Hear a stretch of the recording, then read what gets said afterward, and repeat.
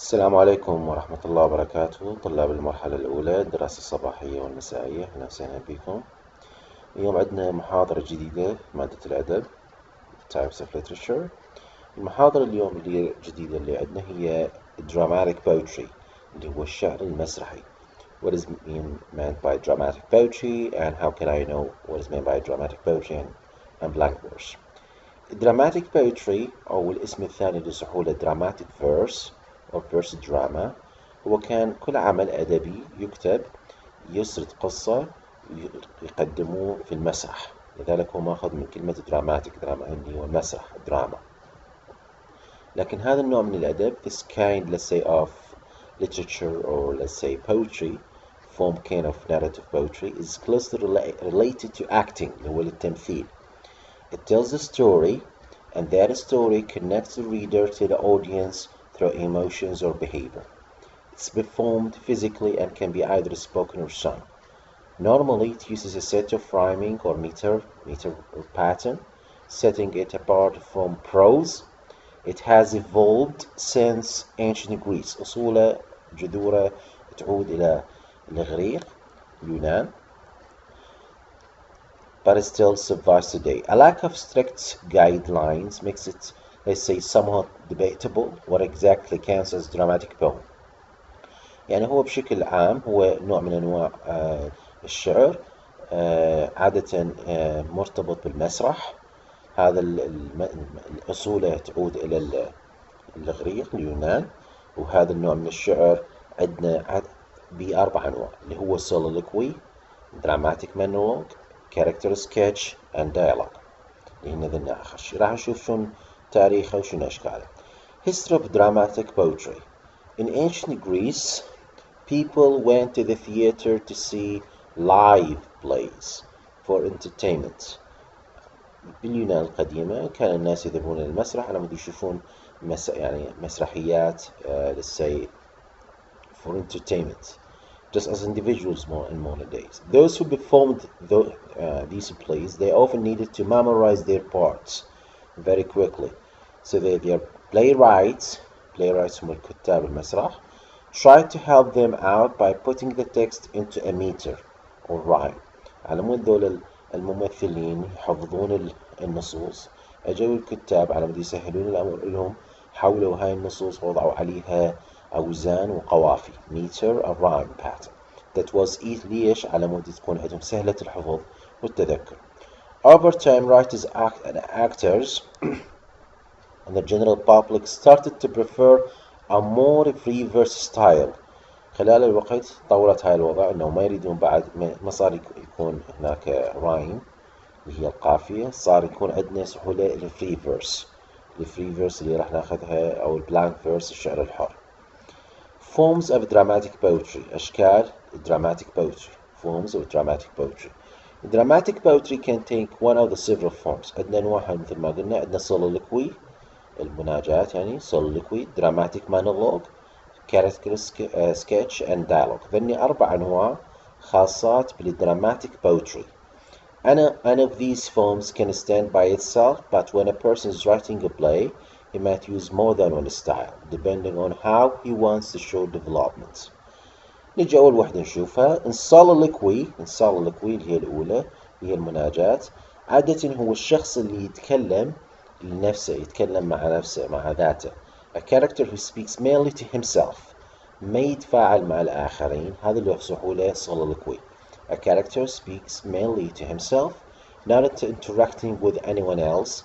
It's typically a good way to show what he thinks. It's a good way to show what he wants or what he's going to do, because it gives insight into his mind. Perhaps the best example comes from Shakespeare's tragic play Hamlet, in which Hamlet questions whether it's better to live or die. يعني مثل الشخص اللي يتكلم مع نفسه.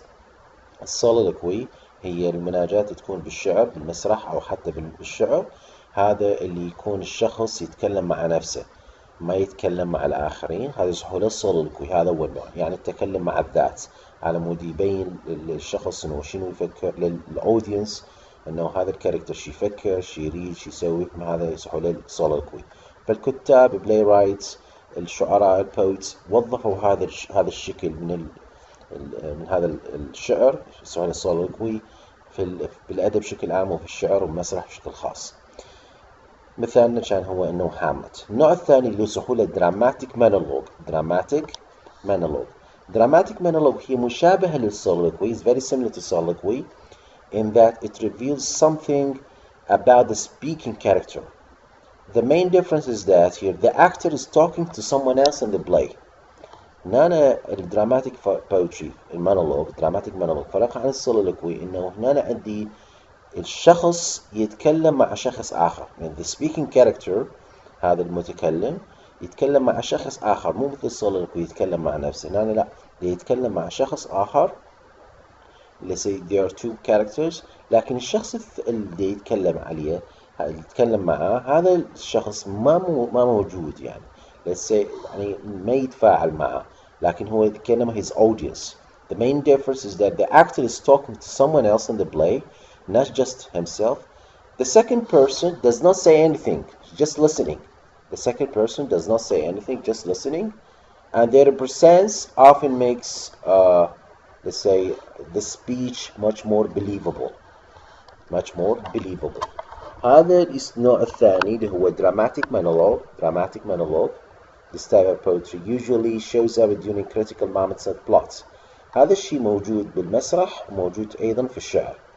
هذا النوع الثاني اللي هو اسمه dramatic monologue. بس الفرق ما بين السولولوج والدراماتيك monologue إنه بالدراماتيك monologue أنا عندي two characters they are speaking.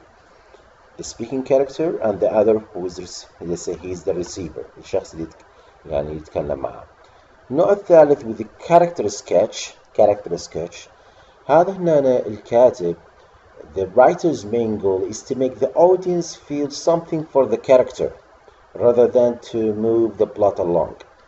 The feeling can be sympathy, hatred, or anything in between, but the result is that usually a person watching the play or hearing, let's say, a poem becomes emotionally connected to what is going on, creating much more memorable theater experience. هنا عندنا النوع الثالث اللي هو الكاركتر سكتش.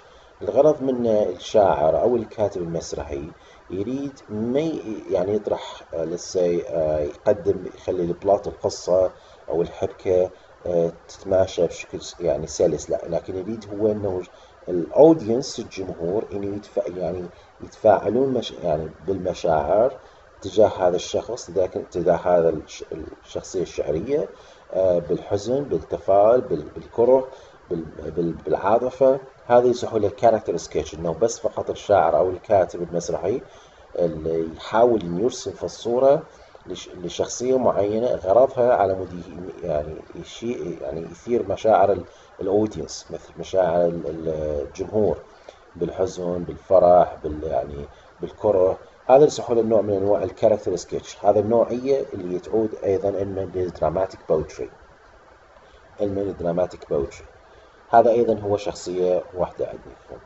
الدايلوج من اسمها هو من كل شيء اسمه دايلوج.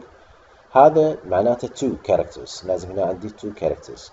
Takes at least two people who exchange lines to direct action, give information, or tell something about themselves. The benefit of this form is that actors can play off each other, responding naturally to what other person does, so that the play does not seem overly rehearsed. الديالوج هو النوع الرابع من الدراماتيك بوتري اللي هو عادة يتطلب two characters، شخصيتين، وتكون هو normal speech، تبادل يعني بالكلام كأنما normal speech. أكيد هو أكو ستوري، قصة أو حبكة، وهذا يكون في الشيء يعني المتعارف عليه.